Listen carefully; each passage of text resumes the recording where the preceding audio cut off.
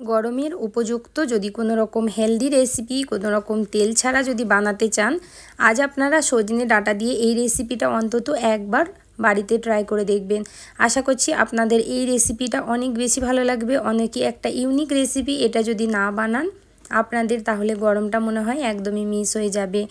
আশা করছি আজকের ভিডিওটা আপনাদের অনেক বেশি ভালো লাগবে। এই রেসিপিটা কিন্তু খুবই লোভনীয় বন্ধুরা, আপনারা অন্তত একবার তৈরি করে দেখবেন। এখানে আমি 500 গ্রাম সজনে ডাঁটা নিয়েছি, আর ডাঁটাগুলো কিন্তু একটু মোটা ধরনের আপনাদের ব্যবহার করতে হবে। মোটা ধরনের ডাঁটাতেই কিন্তু এই রেসিপিটা খেতে খুবই ভালো লাগে।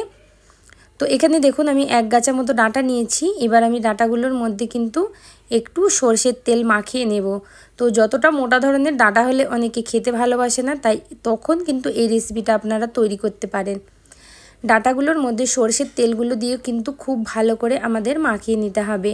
সজনে ডাঁটাগুলো অনেকটা লম্বা ছিল বলে তাই আমি মাঝ বরাবর একটু কেটে ছোট করে নিয়েছি। ডাঁটাগুলোতে যখন দেখবেন তেল মাখানো হয়ে গেছে, তখন আপনাদের সরাসরি গ্যাসের ফ্লেমটা অন করে হাই ফ্লেমে ডাঁটাগুলোকে খুব ভালো করে পুড়িয়ে নিতে হবে। সুন্দর করে এপিট ওপিট করে আপনাদের ভালোভাবে পুড়িয়ে নিতে হবে, যাতে ভিতর থেকে ডাঁটাগুলো সুন্দরভাবে সিদ্ধ হয়ে যায়।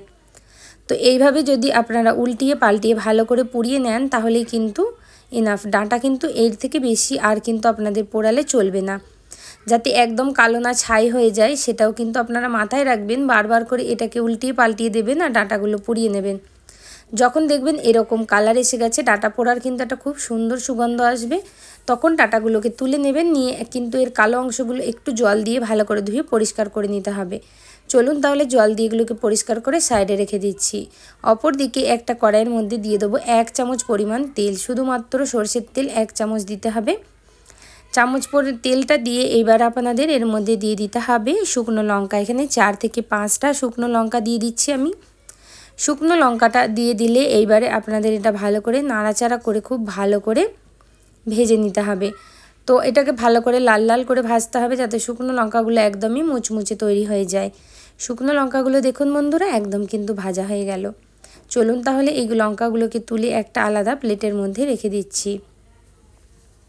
লঙ্কাগুলো যখন ভাজা হয়ে যাবে তখন দিয়ে দিতে হবে ওই তেলের মধ্যে 10 থেকে 12 কোয়া রসুন। রসুনটা দিয়ে ভালো করে আপনাদেরকে এটাকে ভাজা ভাজা করতে হবে। যতক্ষণ না রসুনের ওপরে একটা লালচে স্পট চলে আসছে ততক্ষণ আপনাদের রসুনটা ভাজতে হবে। রসুনটা যখন দেখবেন সুন্দর ভাজা হয়ে গেছে, এরকম লাল লাল স্পট এসে গেছে, তখন কিন্তু এর মধ্যে আপনাদেরকে দিয়ে ফেলতে হবে একটা বড় সাইজের পেঁয়াজ, যেটাকে ছোট ছোট টুকরো করে আমি আগে থেকে কেটে রেখেছিলাম। এটাকে দিয়ে এবার হাই ফ্লেমে আপনাদেরকে নাড়াচাড়া করতে হবে খুব ভালোভাবে। এরকম করে ভাজা ভাজা করে নিতে হবে। সুন্দর করে যখন দেখবেন ভাজা হয়ে গেছে, পেঁয়াজটা কিন্তু খুব বেশি ব্রাউন কালার করলে চলবে না, একদমই হালকা যখন দেখবেন একটু পিঙ্ক কালার চলে এসেছে তখনই ভাববেন কিন্তু এটা পারফেক্ট। এবার পেঁয়াজ আর রসুনটাকে আলাদা একটা প্লেটের মধ্যে আমি সব তুলে নেব।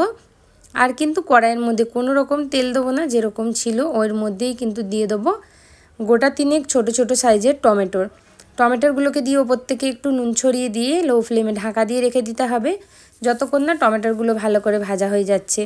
বা আপনারা এই পর্যায়ে কিন্তু যখন ডাঁটাটা পোড়াবেন তখন কিন্তু টমেটোটাকেও পুড়িয়ে নিতে পারেন।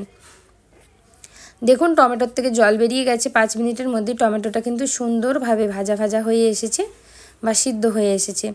তো এগুলোকে এবার তুলে আলাদা প্লেটে রেখে দিচ্ছি। অপর দিকে ডাঁটাগুলো ধুয়ে রেখে দিয়েছিলাম। ডাঁটাগুলোকে এবারে এরকম করে হালকা দেখবেন নরম হয়ে গেছে। এবার ডাঁটাগুলোকে ভেঙে ভিতরের যে শাঁসটা আছে চামচের সাহায্যে সেই শাঁসটাকে খুব ভালো করে আপনাদের বার করে ফেলতে হবে। বন্ধুরা প্লিজ যদি এতক্ষণ ভিডিওটা ভালো লেগে থাকে অবশ্যই লাইক কমেন্ট শেয়ার করতে একদম ভুলবেন না। এই ছোট্ট চ্যানেলটার আপনাদের সাপোর্টের অনেক দরকার, আপনারা অবশ্যই সাপোর্ট করে চ্যানেলটা আমার সাবস্ক্রাইব করে নেবেন। তো বন্ধুরা অবশ্যই বেশি করে ভিডিওটা শেয়ার করবেন, একটা লাইক করে দেবেন বন্ধুরা। তো দেখুন বন্ধুরা আপনারা কোন জায়গা থেকে দেখছেন ভিডিওটা সেটা অবশ্যই জানাবেন। আমার কিন্তু খুব ভালো লাগে যখন আপনারা জানান যে আমরা এই জায়গা থেকে ভিডিওটা দেখছি। তো এবার ডাঁটার শাঁসগুলো ঠিক একইভাবে আমি সবগুলো বার করে সাইডে রেখে দিচ্ছি।